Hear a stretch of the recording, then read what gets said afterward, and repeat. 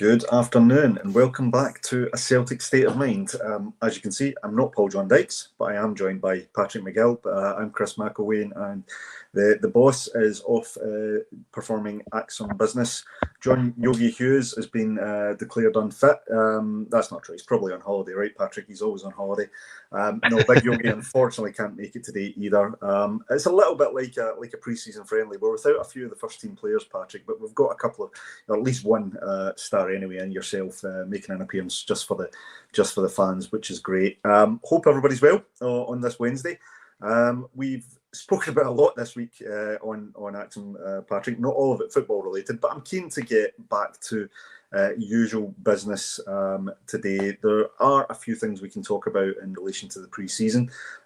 Recruitment, incomings, outgoings, speculation, fitness concerns, all worth talking about as we approach the start of the new campaign. We also need to get your opinion on the latest shirt release, which was, I don't know if you've seen the socials, was fantastically modelled by Big Yogi, who is a self-conserved merch something. So it would be good to get your view on it as well. But what we have seen, probably the biggest piece of news coming out of Celtic this week is the eventual, and I think we all expected it, but the eventual departure of Greg Taylor. Just a few minutes from yourself, Patrick, to get your views on how big a loss Greg will be, and how do you think he'll be remembered over time for his tenure at Celtic? Well, firstly, I didn't realise I was a star. I mean, that's a big compliment. I don't know about that. Paul, John and Yogi are certainly stars. A legend in your own time. A legend in your own time. I'm certainly famous for my "Hunters of Money" quote. I don't know about star though, but I'll take listen, that. I'll definitely Paddy will take get you a t-shirt. You'll get a Paddy t-shirt, the same one as you did for Big John. I'm waiting for one that says attributes on it. You know, that's what I usually get. I'll just need to. I'll need to make the trip over so I can get that t-shirt off him. But Greg, tremendous servant to the club. He'll be remembered as a two-time treble winner. And good on him. Gave his all. By all accounts, a very vocal player in the dressing room as well. One of the leaders. Even though he was I think he's only just turned 27, so he's certainly a younger player in his time at Celtic, younger half of his career. And I mean, I don't know his exact medal count, but obviously 2 trebles, and then you've got another 4 seasons where one was trophyless, but I think we've won a good few doubles in the time that he's been here as well. So an absolutely fantastic servant, loves the club.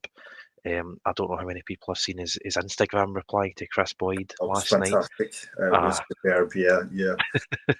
So definitely a fan of the club. And what was it, 2.5-3 million from Kilmarnock?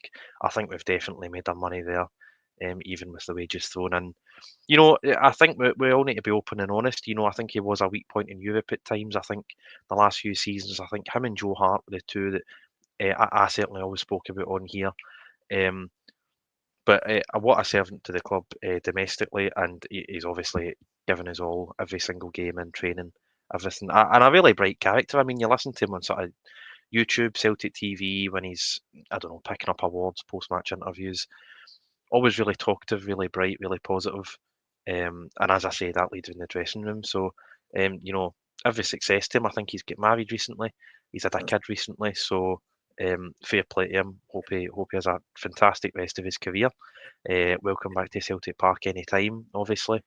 And listen, I mean, if I have the chance to move to Greece and earn 20 grand a week when I'm 27, I'd like to think when you're 27, you just had to throw that in there. You had to throw that in there. I'd certainly be tempted by that as well. So good luck to him. I think Zagreb was the first rumour, and then you seen sort of MLS links. There was that nonsense link with signing with Rangers, and now he's went to PAOK. So fair play to him. They're a good team, I think, in Greece, one of the top teams. So I wish him every success in the future. Yeah, and it was a fantastic unveiling video. I saw that on Instagram as well, and I love the tagline. Actually, very fitting for Greg Taylor. It said he comes from Scotland. He's come to fight, and I thought that actually sums up his tenure quite well. I mean, if it wasn't on-field battles with certain players of of our great rivals, it was also the fact that he saw off so many contenders for that left back spot over his tenure, and never went down, just got on with it, and saw off a lot of contenders. And yeah, look, he's been subject to criticism both within Acsom and out with for certain elements of his game, but I don't think anyone would question his commitment or his passion for the club. And as you say, that Instagram post in response to Chris Boyd, where he references the most successful club, I thought was a great parting gift to the fans. So yes, absolutely, we wish Greg and his family all the very best in Greece and in the next stage of his career, and as you say, would be welcome back any time.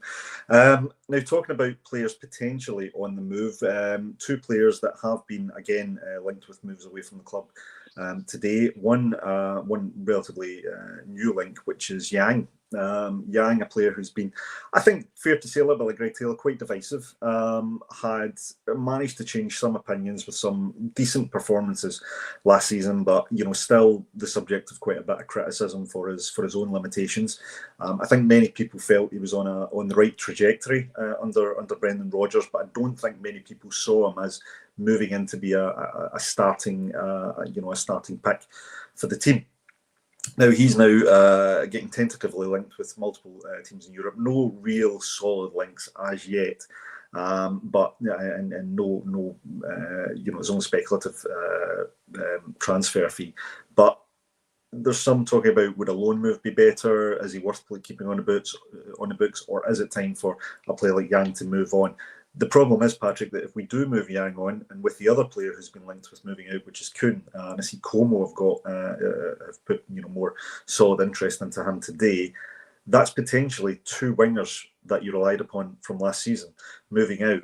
We've got the Champions League qualifier coming up. Our first choice winger in Jota is obviously injured and will not be available for that game and potentially large parts of the campaign. So it really does heighten the need for us to bring in a quality reinforcement in that position. So what's your thoughts on the interest in Yang first of all, and then what do we need to do to try and plug that gap potentially if we do lose one, potentially two of those wingers? Yeah, I think Yang's had his chance, to be perfectly honest. He came in under Rodgers. He's played a fair bit of football over the last 2 years. He's been given more chances than a lot of other players. He's been given more chances than Lagerbielke. He's been given more chances than Nawrocki. He's been given more chances than any youth player that I can tell. More chances than, I know Welsh has got his injuries, but more chances than Stephen Welsh.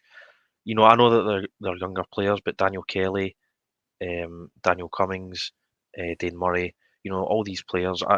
Mitchell Frame came into the team for half an hour against Feyenoord and then was never seen again. So there's quite a few there that you would have liked to have seen brought through the academy, and there's other players that we've maybe signed that you wanted to see a bit more of, and it's not happened with us. Yang has had that chance. It's clear that Rodgers liked him or seen something in him, or I don't know what it was, but he's given him chance after chance, and I think there are parallels in the 2 seasons that he's been here. I thought he was really coming onto a game when he gets sent off at Hearts, and I know that sounds a bit ironic, but he played really, really well against Dundee, against their young left back, who I think we were linked with that summer, the Liverpool left back. Beck, wasn't it? Yeah. Beck, Owen Beck, aye. He had the better of him all night. But then, a month goes by, we go to Ibrox, we're 3-2 up in the 94th minute, and Yang just doesn't confront. I think it's Matondo that scores that goal, and we end up winning the league by 8 points, so it's not a great shame. But we were on to win that game 3-2, and that'd have been massive in the title race. And he doesn't do his bit. You then see this season, I think it was St Mirren. I think he scored 2 goals, and he scored a third one that was offside. I think he almost got a hat-trick away to St Mirren in March. And again, he's coming on to a game, and then that Scottish Cup final. I can't believe how poor he was. I can't remember seeing a poorer substitute performance, to be perfectly honest. Just everything he tried, or was too afraid to try, just didn't come off. He looked scared to beat a man, and then he held onto the ball too long, then he lost the ball cheaply, or he passed to a Aberdeen player. I think he's made far too many mistakes, having had too many chances. Now, he reminds me a bit of Mikey Johnson, to be perfectly honest, which is ironic because I think they're similar. in the way that they're viewed. Because I think he's quick, I think he's skillful, I think he can put a good cross in, I think he can score goals, and I think he could go on to have a good career.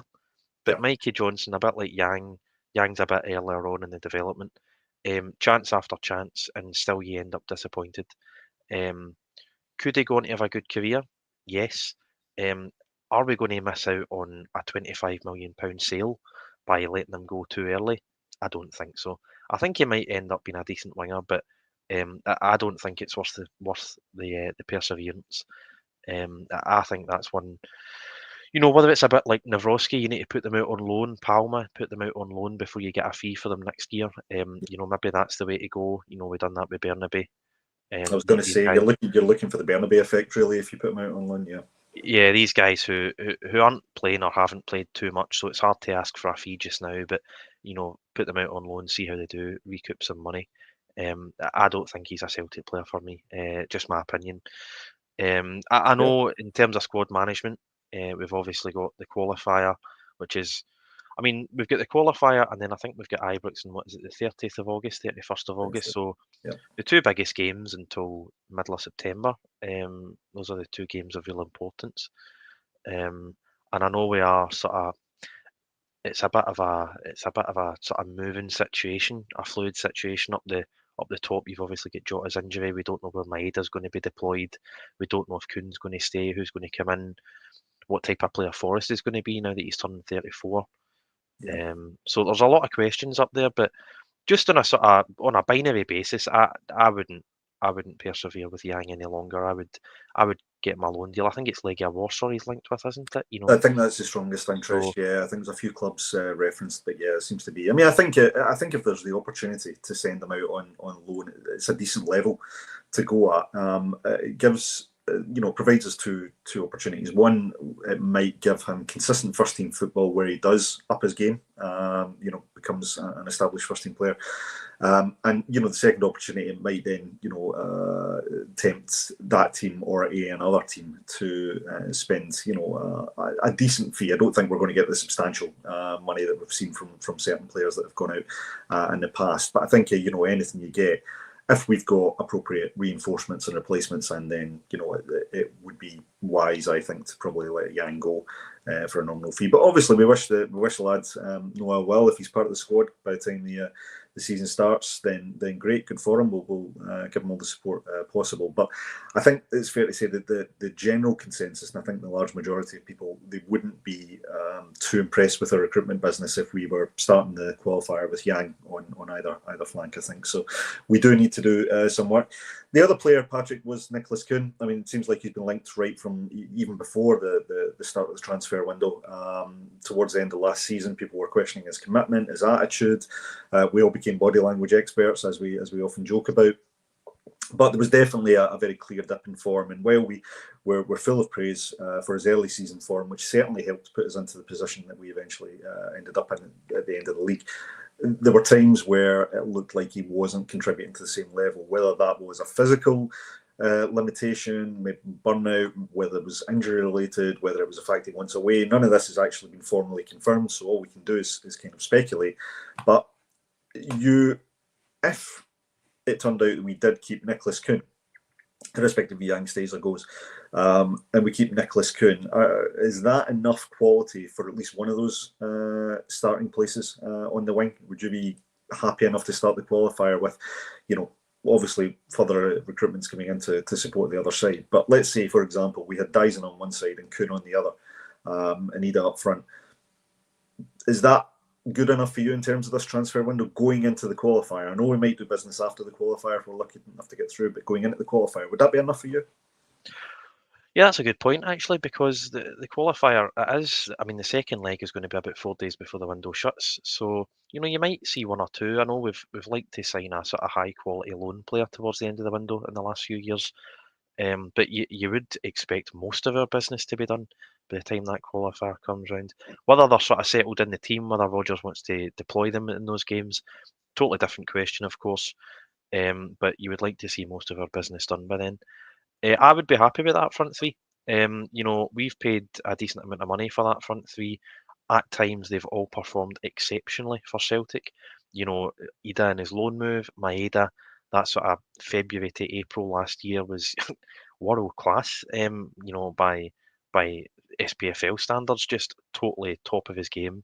And then Kuhn, obviously, first half of the season was absolutely phenomenal, scoring and setting up goals for fun.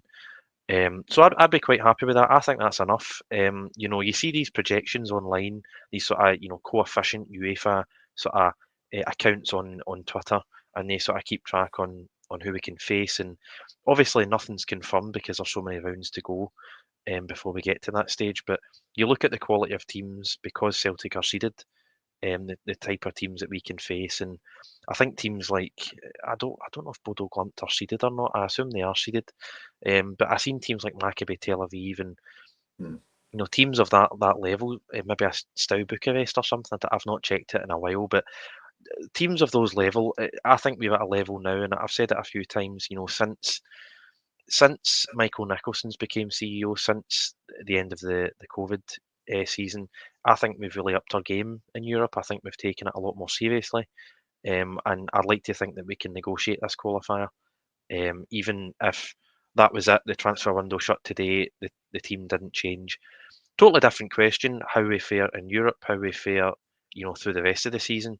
But just in that two-legged affair in that playoff game, I think we've got enough in the squad. As long as we're not severely weakened at that particular moment, I'd be more than confident. Barring an injury crisis, barring a few big sales, that front three that you mentioned, I think that's more than good enough.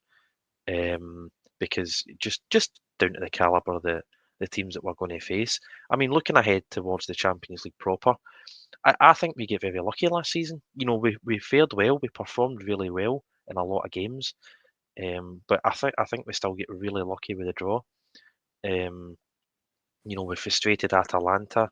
We get some big wins at home, and we managed to rack up enough points to go through.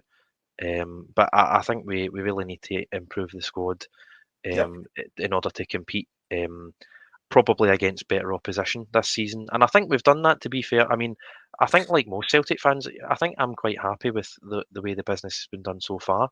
I mean, we've got essentially two first team players in the building, and two, youth players, backup players. I know we've signed a 19-year-old striker from Fulham before in Moussa Dembele. He did all right, didn't he? I think he done okay. I think he done okay career. Can't quite remember, but I just don't expect Callum Osmond to be that guy. I think he'll get minutes. Don't get me wrong. I think he'll play a decent amount this season. Don't think he's going to be Moussa Dembele though. I think anyone would struggle to come in and have that impact at that age. Of course. And then doing, it would appear to me that after this season, maybe Schmeichel signs a 1-year deal again, maybe he leaves and retires or whatever. But Sinisalo and Doon could be competing for that spot. I'm not quite sure. I thought Sinisalo done quite well. By all accounts, Doon was a decent backup for Aberdeen. So it's an interesting signing. You've obviously got the Scottish quota, the homegrown quota, the academy quota, and all that sort of stuff. So there's a lot building into that signing. But I think the business has been good. I expect Inamura to come in any day now, to be perfectly honest. Beyond that, there's seems to be nailed on, yeah. Inamura, I think, seems to be nailed on now, yeah. Aye. Beyond that, unless, I'm having a total blank here, I can't think of any other sort of big links. I know you've got that sort of Balak Shiba, but I think that stalled last week over the price. I think they've been quite difficult. So, no other concrete links as far as I can remember at the moment. But I'm quite happy with the business that's been done so far. We sort of dragged our heels last summer, even though the business was good. We dragged our heels. So I've been quite happy so far. And again, I'm looking forward to that qualifier. I think we should negotiate that, no problem. And I'm looking forward to another Champions League season. Yeah, absolutely. I think you make a very good point, and it's something we touched on earlier in the week, is that with the two big signings so far that we've seen with Kieran Tierney, and I know that it doesn't feel like a brand new signing because we've known about it for such a long time, but the fact is Kieran Tierney is coming right into the first team, particularly now with Greg Taylor moving on. I don't think there's any remote doubt about that. And Ben Nygren, or Nygren, depending on your pronunciation, has come in, and he certainly fits the profile of a first team player. So there's two players there that are coming into, straight into that first team or to compete for the first team places. And we haven't really seen any substantial outgoings from a first team perspective as yet. So actually, on the face of it, we are stronger than we were when we finished the season, which can only be a positive at this point in the transfer window. The Osman link, I think, the Osman signing, I think, is a really interesting one. You're right. There's going to be obvious comparisons to Moussa Dembele, given his career path. But I think that the fact is that we have a proven striker in Dyson Maeda. We know how well he done last season. It'll be interesting to see if Brendan wants him to take up that starting berth and remain ahead of Aramida. Aramida still, I think, got quite a lot to prove in the eyes of many Celtic fans. Plenty of supporters out there as well, but plenty of detractors. So he'll have, hopefully the motivation to prove. This is his first proper pre-season, so we hope that he comes back motivated, fit, and hungry for goals, as every striker should be. I guess the casualty with the Osman signing could very well be Johnny Kenny, a player we didn't see a huge amount of towards the end of last season. I think we maybe expected to see a little bit more in terms of on-field minutes. Didn't look too bad when we saw him at times. Showed good physicality, showed a good eye for goal. Was unlucky with a couple of chances, but certainly the rumours, and should stress that they are just rumours, are that Kenny may be moving on either for a transfer fee or yet another loan.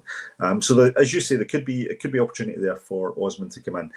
Can you get a couple of comments in before we get a few more points? There is an injury topic that I want to talk about, but we'll bring in a couple of comments. We'll start with the first comment of the day, which was Paddy Burns, in nice and early today, ahead of the usual Jungle Lion.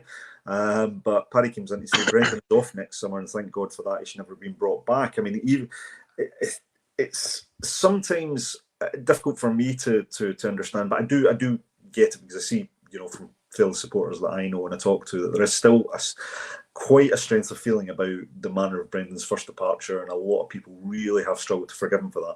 But he has come back and brought us, trophies in abundance, way more than our rivals. Let's put it that way. So.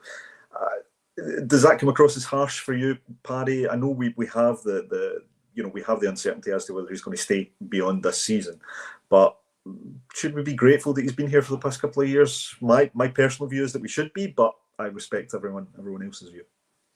Yeah, I mean, if there wasn't a sort of childhood and familial link with Celtic, I don't think Brendan Rodgers would have ever been the Celtic manager. I think at the time when we first got him, I think he was rated higher than what we could have got. I know it was him and Moyes 9 years ago, and we managed to get Brendan over the line. I'm not going to say so. I think we are lucky in that sense. At the same time, we've all paying season ticket money, and he's getting paid £3 million a year. So, he is getting paid handsomely for the job he's doing. I'm not going to tell someone how to feel about a Celtic manager walking out. But I do think it's quite ridiculous saying that he shouldn't be here. People can feel how they want. But he's a top quality manager, and I'd love to know how Paddy felt after the 3-1 win against Leipzig. Whether he thought it was ridiculous to have Rodgers back in the building. The strides that we have taken in Europe in the last 2 years, I think, have been, again, we get lucky last season with a draw, but we still played well. We got the points on the board. I think the way that we set up was massive to that. He made that tactical change against Atletico at home as well last season to get the famous 2-2 draw. So I think it's been a good spell. The way I see it, we were 9 minutes away from a treble last season. Now we played poorly in the game. I thought Aberdeen were deserved winners, as much as Don Robertson done his best to help them along. But I don't think we were good enough, and a lot of that is down to the manager. Getting to the very end of the season and not being able to get over the line, that is down to the players, down to the manager. That's one thing you can't criticise the board for. I agree. I agree with that. I agree with So, that. Yeah. I'm sorry, just to finish. I'm a massive Rodgers fan. I think he's a top quality manager. I was 15 when he first walked in the door, so in many ways he is, my Celtic manager. He is the sort of the formative memory I have of the most successful Celtic team I've ever seen is undoubtedly under Brendan Rodgers, and I'd be surprised if that's ever beaten, unless we win a European trophy. Yeah. I'm delighted he's here. One thing I do agree with Paddy on is I think he'll leave next summer. I think if he was going to sign a contract, he'd have done it already. And I think it's going to be, I don't know if death by a thousand cuts is the right term. It's a sort of slow, agonising end where we're basically not going to hear any news on this until the very end of the season when, either we've wrapped up the league or they decide to announce it a few months to go that he will leave at the end of the season. For some reason, I just don't think he's going to sign an extension. That's just my gut feeling. I think So many people share that opinion, Patrick. By the way, that's your second foul for bringing up your age. So I'm going to give you a yellow card any more than you, and you'll be banned. For, 15 years old when Brendan first comes in.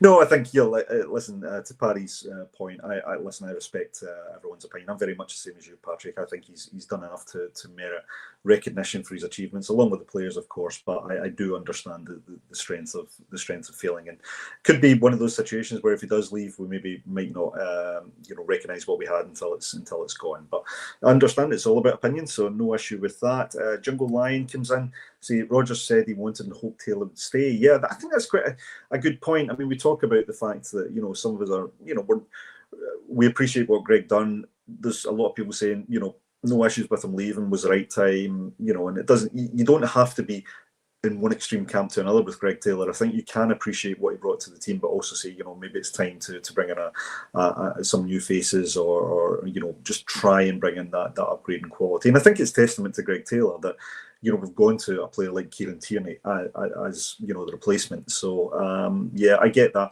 Is there a worry, Patrick, that with Greg Taylor going, if, Brendan did seem to be keen on keeping the player, is that maybe a conflict between Brendan and the board? Again, just asking the question, no indication of any truth in that. But what you don't want to see is the manager indicating he wants something to happen and the contrary happen. Yeah. So, is there a concern there? I think there is, and I think it stems back to January as well. I mean, Rodgers said that he wanted a striker, and we didn't get a striker. So when the manager comes out and says something, and I think, even the January before, he said he wanted 2 or 3 players. We only bring 2 in. One of them's a loan, obviously with Ida. It is obviously a concern, but with Greg Taylor, I mean, this has rumbled on all season, really. He's obviously seen himself as a key member of the squad. Rightly so. I mean, sometimes maybe in the big games his performances didn't show that. That's just me being honest. He was a weak link. No harm to him. But he obviously sees himself as a mainstay, a leader in the dressing room. And he asked for, by all accounts, he asked for more money. The caveat here is, Tierney was coming in, but as much as Tierney's first choice, he might not actually play the most games. You might actually have a scenario where the backup player plays more games than the first choice player. So you had a bit of a conundrum where, you're asking Taylor to stay. He is going to be a backup, but he is going to play 30 games.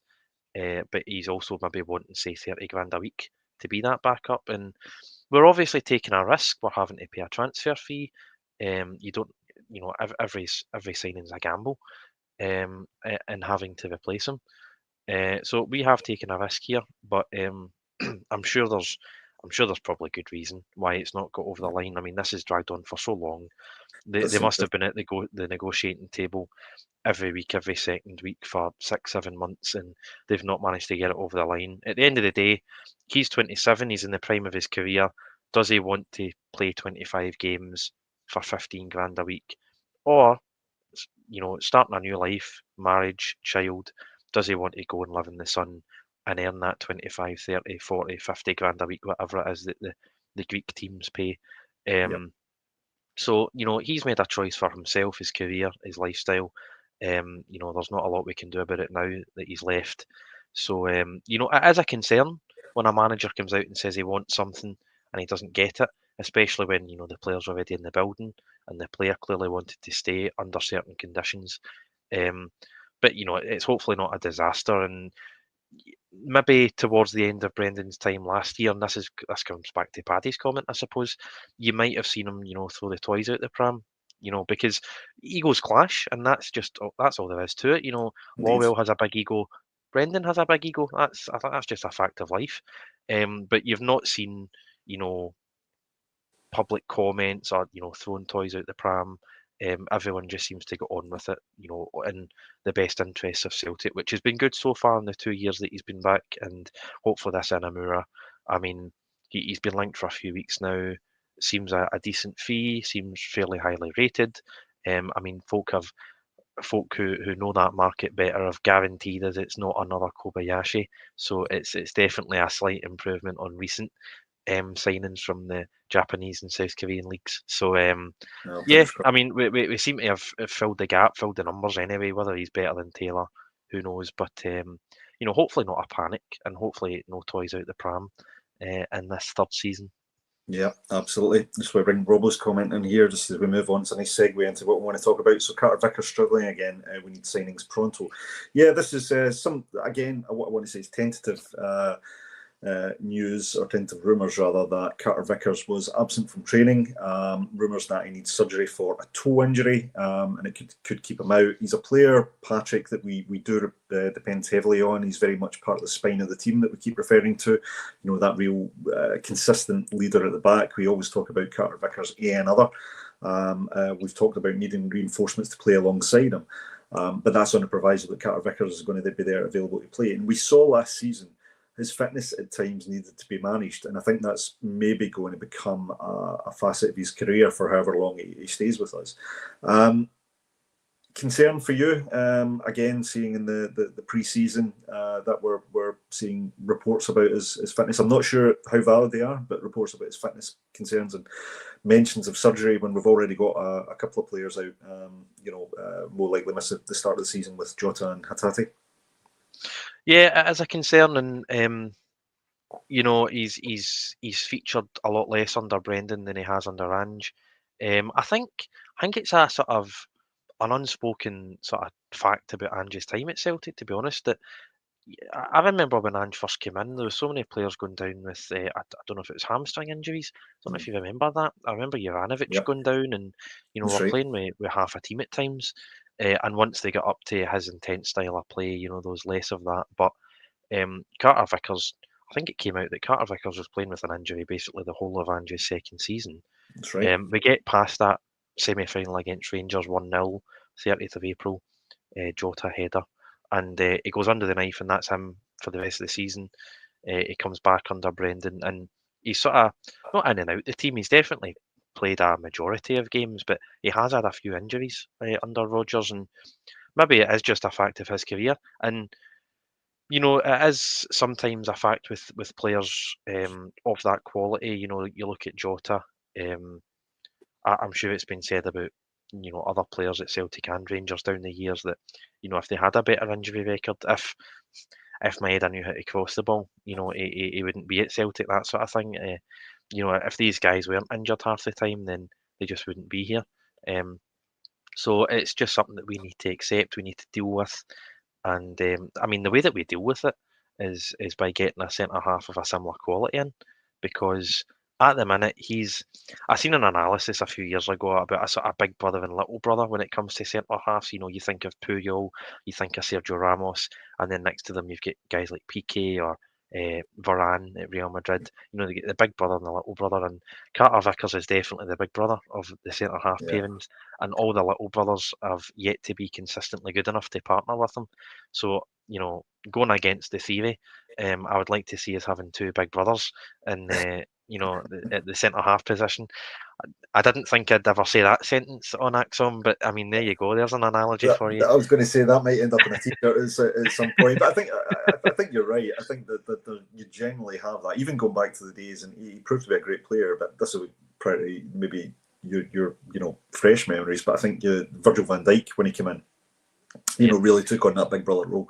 But he had a little brother, but an excellent little brother in Jason Denayer, who actually, I believe that first year actually got Young Player of the year, or was in contention for it. I can't quite remember. But you're right, you really need to have at least one very strong centre back. But I think in terms of the way we play, we need someone who is, can't just be that kind of up and comer. I think we need someone who is established. And I think many of us felt Austin Trusty would be that player. Certainly based on first season, I don't know if we all still have that perception. The fact that him and Scales were kind of flip-flopping in and out that position a lot of people still looking for another recruit to come in that position. It's so core. But even when you consider, that Austin Trusty, Liam Scales may come in, have a great start to the season. If we lose Carter Vickers, you are feeling weaker in that centre back area. So I think it will be key that we get someone of requisite quality, especially as we look to be looking to move out Nawrocki and Lagerbielka. So we are going to be light on replacements potentially. Another, let me just talk some of the incomings, Patrick. So we've not really heard your views on Ben Negren yet. Confirmed signing, as you said, mentioned earlier. We've had Osman coming in. We're linked with a couple of other players. Inamura looks to be all but a done deal. So I think we're just waiting for that one to be announced. I noticed today that one of the players we've been tentatively linked with was Evan Ferguson, but Brighton have actually slapped a £28 million transfer fee on him. So I think we could potentially rule that one out. I'm not sure we'd have the appetite for that. However, we have been linked to a young Irish player, 18-year-old. Certainly fits the mold of a project player, but very, very highly rated. He's called Cathal O'Sullivan, an 18-year-old. He's broken into the Republic of Ireland under-21 setup. He's certainly seems to be getting a bit of attention. A really good campaign in 2024-25 in the League of Ireland. Left-footed winger, but plays on the right. So one of these players that kind of cuts inside, a little bit Aidan McGeady style, to cut inside and curl one in. Good pace, acceleration. Likes to beat a defender, and certainly seems to be considered one of the shining lights of Irish football. Again, I don't think it will necessarily get people out their seats in terms of, yep, great, he'll go straight into the first team. But nice to see that we've got, we are being linked with, potentially young up and coming players who are showing maybe the attributes we didn't always see with some of our wingers last season. This ability to beat a player, this ability to, use their pace and come in. So I don't think I would certainly view him as a replacement for Kuhn, for example. But potentially, if someone that the recruitment team's identified, we need higher profile targets, though, Patrick, don't we? We need to see, on top of Negren, we'll get your thoughts on him first of all, but we need to see, more of that profile coming in ahead of the new season. Yeah, we do. It's the youth team is something that I think we've spoken about at length several times on the podcast, and apart from a few standouts, I wouldn't say it's been a failure. I mean, there's lots of guys who have went on to have great careers, but maybe Celtic haven't benefited as much as we probably should have from bringing through youth players. And again, I sort of hinted at it when I was talking about Yang. We've got a lot of guys who, I don't know if I don't watch them often enough to know what their true quality is, but you have guys like Daniel Cummings, Daniel Kelly, Karamoko Dembele, Ben Doak. You have all these guys that are highly rated and are spoken about, or they have at least a decent highlights package, and I don't think they get enough time in the first team. There's a lot of times where we are 2, 3, 4-0 up in games, and we could be bringing these guys on. There's a lot of times at the end of the season we could be bringing these guys on. Cup games as well. I think we need to rotate a hell of a lot, especially in the League Cup. The way that European football's going. Yeah. So I think we need to provide a better pathway, and obviously, I maybe jumped the gun in criticising Sean Maloney last week, saying that, is it jobs for the boys? But obviously, Pathways manager, he's worked at a high level. He was a good player. Obviously came through at Celtic, so he is a great fit for that role. So hopefully there is, a great pathway there. There is a plan. Obviously, it sort of stops at Brendan when it comes to first team selection. But I think we need to have a better plan in place to better utilise the money that we're spending on the academy. Just as well, I mean, the fact that he's coming from Ireland, I think we need to dominate in areas where it's sort of possible to dominate. English football now, 10 years ago there was competition with La Liga and the Bundesliga, but I think there was a player on Sky recently basically saying that, I think it was Chiellini actually, basically saying the Premier League is the Super League. You've got guys leaving top Italian teams to sign for Bournemouth. It's absolutely mental. Just how dominant that league is. So, it's never going to be easy to compete with the Premier League in that pool. But in the island of Ireland, I mean, the pool of Celtic is on a level, if not above, for a lot of families. Even in America, you see it with Ange and you see it with American players. They're sort of a Japanese and South Korean market as well. They are all sort of looking into Europe. It's like the looking glass almost. And if Celtic can provide a pathway for young players over in America. There's a big Irish contingent, obviously, in places like Boston, that sort of northeast, and Celtic can have a big pool there.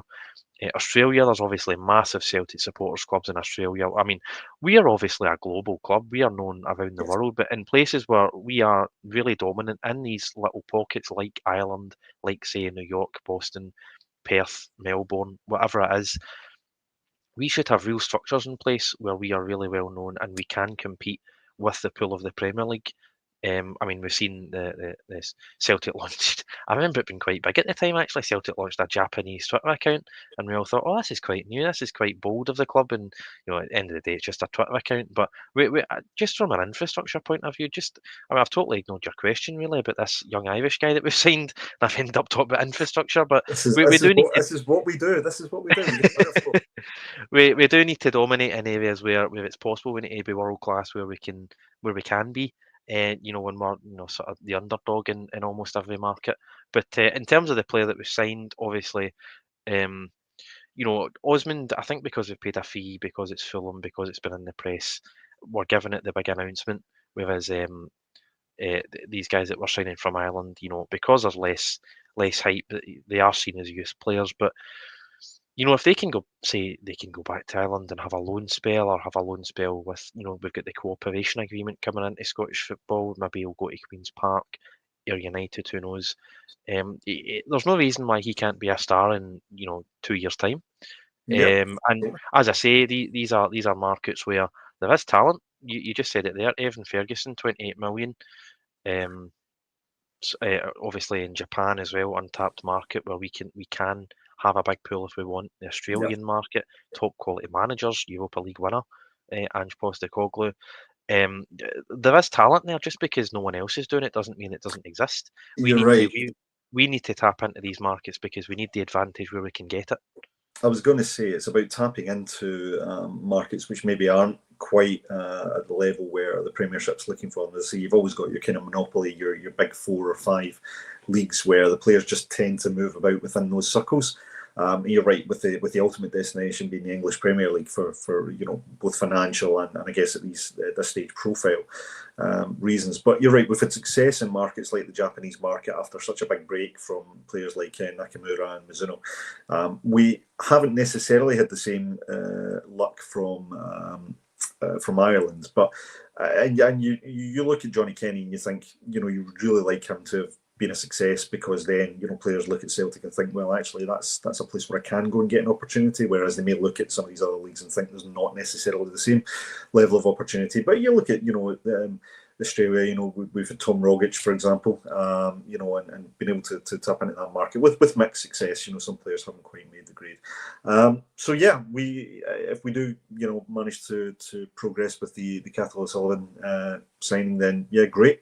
Would look to see what he can bring to the table. We certainly don't rule anybody out until we see them. I'll bring up a few more comments here. Apologies, Paul John hasn't given me the opportunity to start comments, so I am having to wing it as we go. So I just need to make sure that there's no naughty words in here. But yeah, Colin Bean does come in actually just I always like it when someone validates my point. If I was young Cathal, I'd be looking at how Johnny Kenny has been handled by Celtic and maybe saying no thanks. It is a concern, but then the onus is still on the player. I think, Colin, to try and make that step up. And the fact is that if Johnny Kenny hasn't done enough to work his way into the manager's plans, then maybe it is time for him to move on. But yeah, like I say, no harm to the boy. I think a little bit like what Patrick said with Yang, he's a player that potentially has got the ability to go and have a great career elsewhere, and we've seen that with some players. Plunge Nugget comes in to say he's 17, a very good player, has potential to be our Yamal. No exaggeration. If we let him go to England, we can't compete. That's a hell of a comparison. Don't want to put that pressure on the young fella, but yeah, I mean, if we got a player of that level, I'd certainly be delighted. Somebody, Maestro makes a good point. What age was Lila Barrow when he arrived and he hit the ground running? Yeah, he did. He was very, very young, and I don't think he was a known player. So, we do, not having a profile as such isn't necessarily a barrier to come in and do well. Nobody knows how good a player is until they actually start playing and playing consistently. And I think Abada is a good analogy there. Certainly came in and done a fantastic job for us, and a player that I actually miss seeing to this day. Gigi, I'm assuming that's Gigi. Gigi comes in to say, hopefully KT can feed Ida with the kind of service he needs. I think this is important. We talk about, you mentioned earlier, Daizen Maeda, great player, so valuable for us, Patrick. But I think we all concede that his crossing ability is not his strength. For all the great qualities he's got, crossing and providing that service to the front men, excuse me, was never the quality we all spoke about. Kuhn seemed to have that. He seemed to have that delivery, but there was a frustration with Kuhn that he wouldn't hit the byline. He would always try and cut inside and do that outside of the foot, swerve in. And when it came off very, very well. But we're almost crying out for someone that can put a really good cross in, get to that byline, beat the player, get to the byline, and do that kind of traditional winger role where they just get the ball, whip it across. And for a player like, Ida, whether it's Ham, whether it's Maeda up front, whether it's Osmond who comes in and plays there, they are going to need service. They're going to need service like that. So when we're looking at a profile of player to bring in, and it's great, because we know KT can do that. He did it before. I'm unsure whether KT still has that in his game since he left to go for Arsenal. I think his game's changed maybe a little bit. So it'll be interesting to see if he does revert back to playing the way he did it at Celtic. Greg Taylor, we know, could occasionally put in a decent cross, but preferred to kind of cut inside. Ralston, who, Paul John's favourite player, actually, for all the we say he's at a certain level, it was actually a very good crosser of the ball at times when he got the opportunity. So it was one of the better distributors. But I think we do need someone that can maybe focus less on maybe cutting inside and being a goal scorer a little bit like Nick Kuhn, and actually someone who can get to that byline and provide service for our strikers, because our strikers are going to feed off goals, and if we're playing the same system with only one up front, we need to be getting consistent service to them. KT hopefully fits that profile, but how important, Patrick, is it we get someone that the priority is getting the ball to the front man? Yeah, it is important. I think we're all sort of slightly concerned, and I think we were concerned when Hatate got injured, because he is that creative spark, and I think we really missed him in the final 2 games of last season, and when he's not in the team. Nygren coming in, obviously. Nygren, I've always called him Nygren. I've not heard anyone actually pronounce his name. People G called me out on this, and yeah, if Pete, if you've been watching the last few times I've been on, I've been the one that's saying that I believe the official pronunciation is Nygren. It is Nygren. I heard that from a Swedish colleague of mine. But I think there's just this tendency because it's Ben, people are saying Ben Nygren because it sounds better. So it's no disrespect to the player. And I'm just trying to, I don't want to sound like one of these guys who's all about the pronunciation. So I will go with the populist. But yeah, I believe the official pronunciation is Benjamin Nygren. So I'll go for Nygren. Pete has just actually said, "Well done, Patrick." I get no praise for the last couple of times I'm on. Pete, how can I still ban people on here? No, I'll go for Nygren. Obviously very highly rated. There you go. Yeah. I've seen a lot online, all these sort of analysis pages. The first one that I was sort of really taken aback by, it was almost like a Aberdeen FC analysis, and he sort of broke a sort of rule of talking about other teams to say, the player Celtic are getting is really top quality. So I'm really excited that there seems to be a sort of broad view of opinion that this is a real steal for us, for that €2 million or pounds or whatever it is. So hopefully he can be that player. Obviously, I think the day before he signed officially, I think it was the Europa Conference League, shared a highlights package of a hat-trick he scored in the Conference League. I think he's maybe a bit slow. I don't want to jump the gun, but really, really tall, powerful, great shot on him, great with the ball. But maybe I don't want to say a Rodgers type player, but there was elements. Exactly what I thought you were going to say. It's exactly. So you said not much pace, big tall, strong. I thought that's Tom Rodgers. Aye. So I mean, apparently he is a forward player. He is a sort of winger, striker, whatever.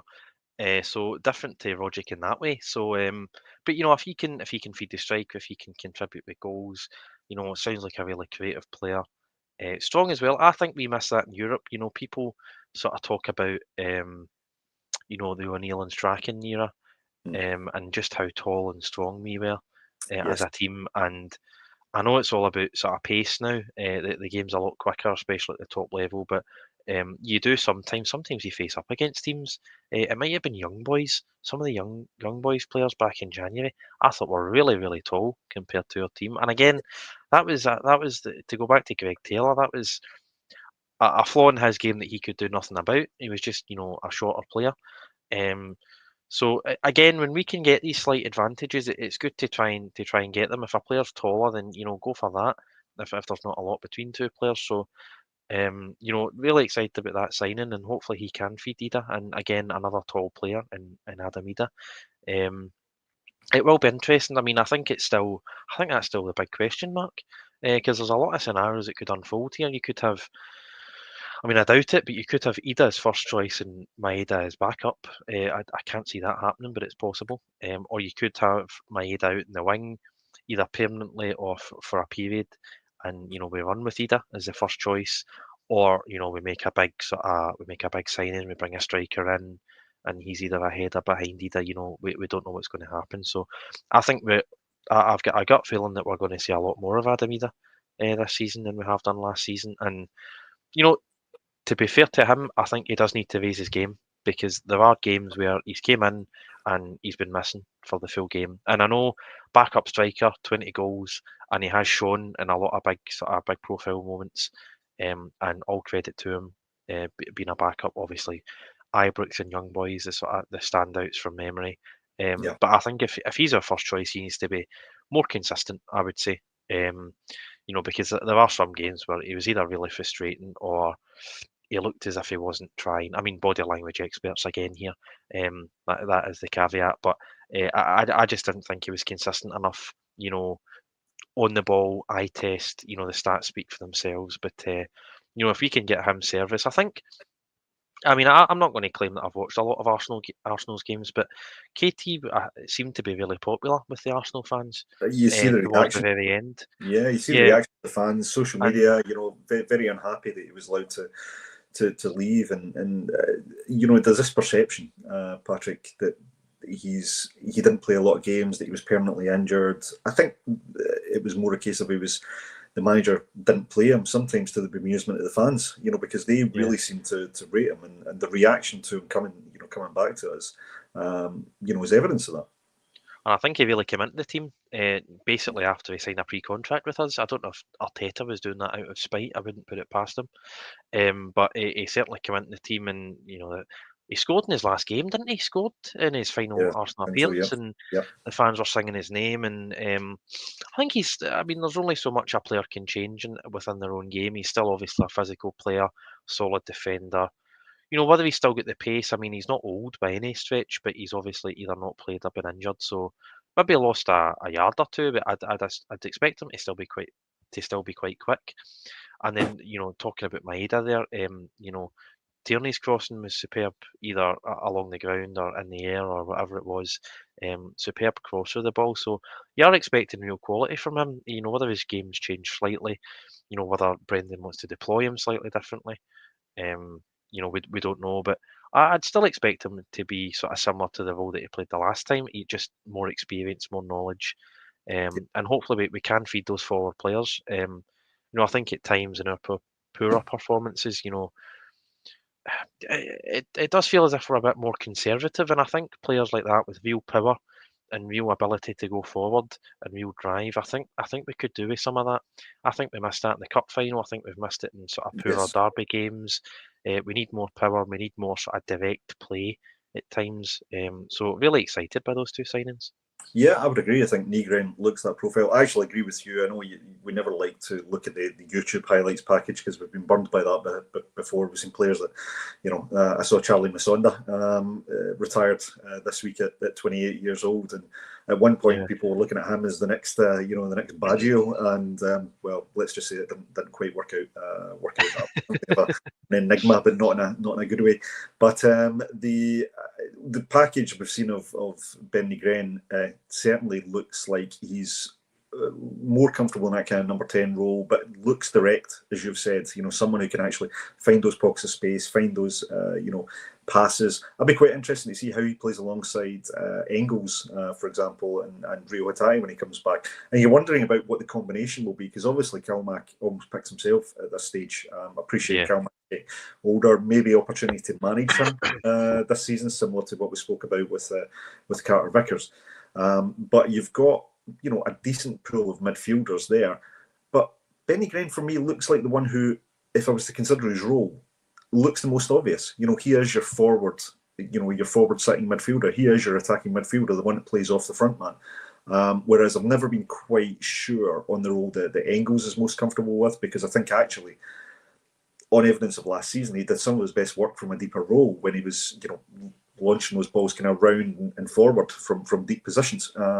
So it'll be interesting to see how they link up and what the combination the manager plays. A lot of people talking about potential for the manager to change the system now that he's getting more players in. I think we talk about that every pre-season. The manager hasn't quite bit yet. He's always stuck to his guns in terms of his system. But I think what is apparent is there's a real appetite to see more directness rather than that horseshoe that we saw so often, particularly domestically, where we're on the front foot, as just having those players who can take the responsibility and take the ball forward.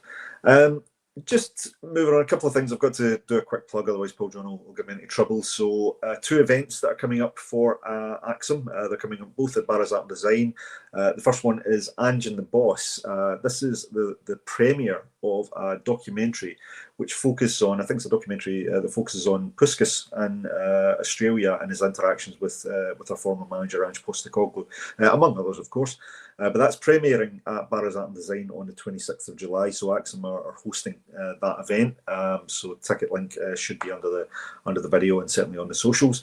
And then this is one that's very close to Paul John's heart. So he's a big admirer of this individual. So an audience with Manny of the Stone Roses and Primal Scream. He is going to be playing at Barazat Design on the 17th of August, and tickets for selling very fast. But that's there'll be a live set, but also some chat around culture, football, Celtic, of course, but also obviously his affiliations to Manchester as well. So yeah, 2 brilliant events coming up. There will be more coming as well. Paul John is constantly on the move, trying to drum up more events and more business for Acsom. So hence the reason he's not here today, and you're stuck with me. But yeah, don't miss out on those events. Couple of games coming up for Celtic. So we've got Queen's Park coming up, and then I think it's a friendly against Cork. That's the 4th of July, which is Friday, and Tuesday the 8th of July, respectively. Then I think we play 2 games in Portugal, Patrick, is that right? One against Sporting. I forget the name of the first team we play. And then we've got the friendly against Newcastle. What are you expecting to see from these friendlies? I mean, I would expect the Newcastle one to be kind of the glamour friendly a little bit, given the profile of those involved. I believe Newcastle have sold about 10,000 tickets for that. They had 7,000 initially, and I think the Newcastle fans were looking for more, which is a great endorsement for them. Lots of consternation about the ticket price for that game from our club. I can see that point as a fan. I unfortunately can't make it. I'm away on holiday at that point, but I would like to have been there. But for the friendlies coming up, what do we want to see as supporters, particularly as we head towards this European qualifier? I don't think we're expecting to see full teams, but you want to see some positive results and some positive performances, don't you? Yeah, especially at the first few. I think against Queen's Park and Cork, I'd imagine players like Scales and Ida will feature heavily in the Cork game. I had to bring that up. that is a concern. I imagine against Queen's Park in particular, I don't think. I don't know if that's. I know Celtic fans aren't been sold tickets because of how small that stadium is. I don't know if you can even watch it on Celtic TV or whatever. I'm not sure. We'll need to check out and see if we can cover it on Acsom potentially. But obviously, a lot of these early friendlies, it's all youth players. And then the Como Cup as well. We've got that Como Cup. We've got 2 games, and that's That's I've seen on Instagram and stuff. That's a fair sort of selling point. I mean, you have these cups, don't you? Sometimes. I mean, with the Champions Cup over in Ireland, That's right. we played Barcelona, didn't we? And we played Leicester at Celtic Park. So you do have these friendly competitions sometimes, and I'd probably expect to see more first team players when it gets to that stage. These sort of bigger teams like Newcastle and maybe Ajax and stuff like that. And I mean, last season preseason was actually quite exciting because we had a few sort of, wouldn't call them famous victories, but a few victories against very rich teams. We absolutely hammered Chelsea and we managed to beat Man City 4-3. And some of the football we played was unbelievable. I mean, I know it's a friendly, but unbelievable football. Yeah. So I'm excited to see what sort of experiments he plays, what sort of players he starts. I think certainly towards the end, as I say, first team players will come in. I think it'll be fairly clear to see what he plans to do with the players that he's got at that time. Whether we sign a winger, whether we sign a striker, we don't know. Will Kuhn leave? Will Hatate leave? We're not sure. And just on that ticket price as well, I'll be in the country, but I don't intend to go to a friendly that they're charging £26.50 for. Yeah. I know it's a Premier League team and I know it's the Adidas Cup. I've yet to have that explained to me what the Adidas Cup is and why the friendly is so special. But uh, I might be young and I might be keen to point it out every Wednesday lunchtime. But I do remember when friendlies were free on the season ticket, along with your first Champions League qualifier. So I don't plan on going, but it is a shame because I'm actually quite fond of Newcastle. I think it's a similar city, working Yep. class history. I think their fans are quite sound. So gutted to be sort of protesting it, if you want to call it that. But I mean, it should be a great event if there's 10,000 Geordies up. Yeah, absolutely, and I think they're very much looking forward to it. So it would be nice if the club had really allowed us to have the same event. Irrespective if you are going, I hope everyone has a great time. But yeah, I do appreciate those who are frustrated with the ticket price, and it is a shame. And maybe the club who we give them credit and praise in equal measure with the criticism. So I think it's important maybe they do hear the message on this, because it is a good opportunity for those who cannot get a season ticket, cannot get a ticket for a league game, to go and actually see, be at the stadium, enjoy the atmosphere against a team which will definitely add to that. So it's a shame. We are at time, Patrick. I do want to say a massive thank you for coming on today. Apologies for those who were expecting Paul, John and Yogi and got stuck with me instead, but appreciate everyone that did stick with us. We're over 1,000 strong as always. We will be back tomorrow. Hopefully, as we go through the pre-season, we'll start to have more solid player links and signings to talk about. But yes, fingers crossed, we'll be in great shape by the time the qualifiers come around. With that said, thank you everyone for joining a Celtic State of Mind, and we'll see you tomorrow. Hail, hail.